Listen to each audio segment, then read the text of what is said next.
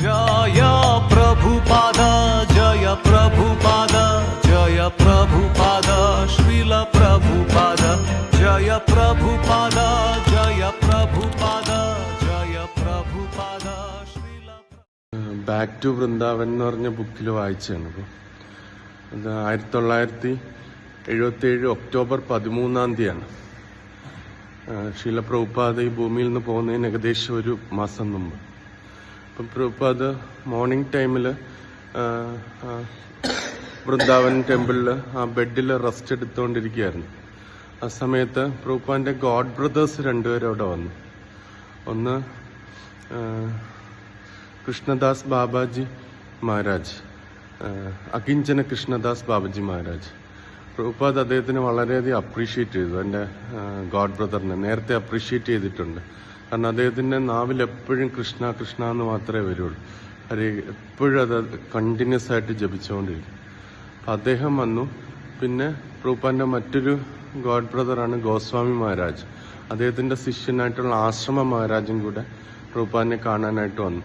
പ്രഭുപാദ് വന്ന സമയത്ത് പ്രഭുപാദ് ആ ബെഡിൽ കിടക്കുകയായിരുന്നു, റെസ്റ്റ് എടുക്കുക, കണ്ണടച്ച് റെസ്റ്റ് എടുത്തുകൊണ്ടിരിക്കുകയായിരുന്നു. പ്രഭുപാദിന്റെ ശിഷ്യന്മാർ ചുറ്റും ഇരുന്ന് കീർത്തനം ചെയ്തുകൊണ്ടിരിക്കുകയാണ്. അപ്പോൾ ഇവർ വന്ന് പ്രഭുപാദ് ഉണരുന്നത് വരെ അവിടെ ബെഡിന്റെ അടുത്ത് തന്നെ ഇരുന്നു. അപ്പോൾ പ്രഭുപാദ് ഉണർന്നപ്പം ഇവരെ കണ്ടപ്പം പ്രഭുപാദ് പ്ലീസ്ഡായി, സന്തോഷമായി. എന്നിട്ട് പ്രഭുപാദ് ഒരു കാര്യത്തിൽ കുറച്ചും കൂടെ പ്ലീസ്ഡായെന്ന് പറഞ്ഞാൽ ഇവര് ശിഷ്യന്മാരുടെ, അവരെ സംബന്ധിച്ചിടത്തോളം അവരുടെ വളരെ ജൂനിയറാണ് ഈ ശിഷ്യന്മാരെന്ന് പറഞ്ഞാൽ. പ്രഭുപാദിന്റെ ദൈവ സഹോദരന്മാരാണ് അവരുടെ. ഇപ്പോൾ പ്രഭുപാദിന്റെ ശിഷ്യന്മാരെന്ന് വെച്ചാൽ അവരുടെ കീർത്തനം കേട്ടുകൊണ്ടിരിക്കുന്നത് കണ്ടപ്പോൾ പ്രഭുപാദിന് നല്ല സന്തോഷമായി. അപ്പോൾ അത് വെച്ചിട്ട് പ്രഭുപാദ് പിന്നെ അവരോട് സംസാരിച്ചത് ഭക്തിസിദ്ധാന്ത സരസ്വതി മഹാരാജിന്റെ ആഗ്രഹം എന്ന് വെച്ചാൽ ലോകമെമ്പാടും കൃഷ്ണാബോധം പ്രചരിപ്പിക്കണം എന്നായിരുന്നു. എന്നാൽ കഴിയുന്നത് ഞാനത് ചെയ്തു. ഇനി നമ്മളെല്ലാവരും ഒരുമിച്ച് കൂടിയാൽ, ഒരുമിച്ച് നിന്നു കഴിഞ്ഞാൽ നമുക്കത് ഒരുപാട് നല്ല രീതിയിൽ ചെയ്യാൻ പറ്റുമെന്നിങ്ങനെ പ്രഭുപാദ് പറഞ്ഞു. യഥാർത്ഥത്തിൽ അവർ പ്രഭുപാദിന്റെ ആരോഗ്യത്തിനെ കുറിച്ച് അന്വേഷിക്കാനാണ് വന്നത്. പക്ഷെ പ്രഭുപാദ് പറയുന്നത് എങ്ങനെ ഗുരുവിന്റെ നിർദ്ദേശം താൻ പോയി കഴിഞ്ഞതിന് ശേഷവും അതെങ്ങനെ മുന്നോട്ട് കൊണ്ടുപോകണം എന്നതാണ് ശീല പ്രഭുപാദിന്റെ ചിന്ത എന്ന് അതിനകത്ത് ഹരിശൗരി പ്രഭു പറയുന്നുണ്ട്.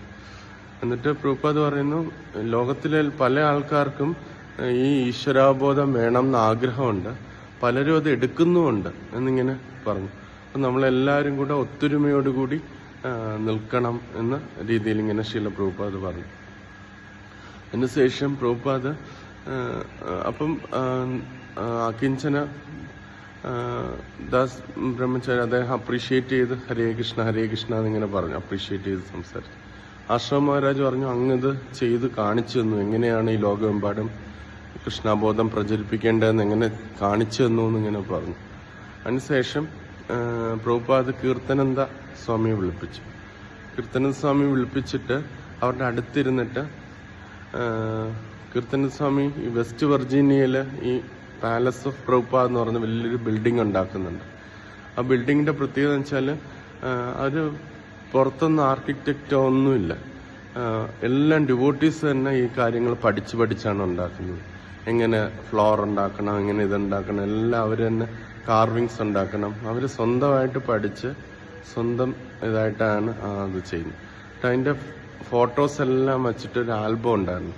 അപ്പം കീർത്തനന്ദ മഹാരാജിന്റെ കയ്യിൽ നിന്ന് ഇത് മേടിച്ചിട്ട് പ്രഭുപാദ് ഇവർക്ക് ഈ തന്റെ ഗോഡ് ബ്രദേഴ്സിന് ഇത് കാണിച്ചു കൊടുത്തു. ഓരോരോ ഇതിങ്ങനെയാണ് ഇങ്ങനെയാണ് എന്നുള്ളത്. അപ്പൊ അവരും എക്സ്പ്ലെയിൻ ചെയ്ത് കൊടുത്തു, ഇതിങ്ങനെയാണ് എന്നുള്ള രീതിയിൽ എക്സ്പ്ലെയിൻ ചെയ്തു.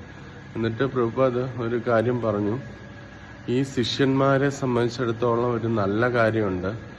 കാരണം ഞാൻ എന്ത് പറയുന്നോ അത് അതേപടി അവരനുസരിക്കുന്നുണ്ട് എന്നിങ്ങനെ ശീല പ്രഭുപാദ് പറഞ്ഞു. അതുകൊണ്ട് എനിക്ക് വിശ്വാസമുണ്ട്, പൃഥ്വിതയാചെ നഗരാധിഗ്രാമ, ഈ ലോകമെമ്പാടും ഈശ്വരാബോധം പ്രചരിക്കും എന്നെനിക്ക് പൂർണ്ണ വിശ്വാസമുണ്ട്. കാരണം അവരുടെ ഒബീഡിയൻസ്, അവര് അതനുസരിക്കുന്നു. ഞാൻ പറയുന്ന എന്ത് കാര്യമാണോ അത് എന്തോന്ന് നോക്കാതെ അവരനുസരിക്കുന്നുണ്ട് എന്നുള്ള കാര്യം ഇങ്ങനെ പറഞ്ഞു.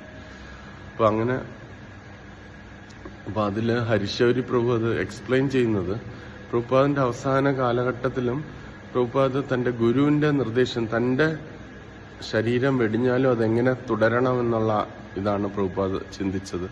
പിന്നെ രണ്ടാമത്, ഇപ്പം ഗോഡ് ബ്രദേഴ്സിനെ എല്ലാം പ്രഭുപാദ് ഈ പ്രസ്ഥാനത്തിൽ ഒരുമിച്ച് കൂടി പ്രചരണം ചെയ്യണമെന്ന് പറയുന്നുണ്ട്. അപ്പോൾ അവര് ഒരുമിച്ച് വരുമ്പം അവര് സീനിയറാണ്.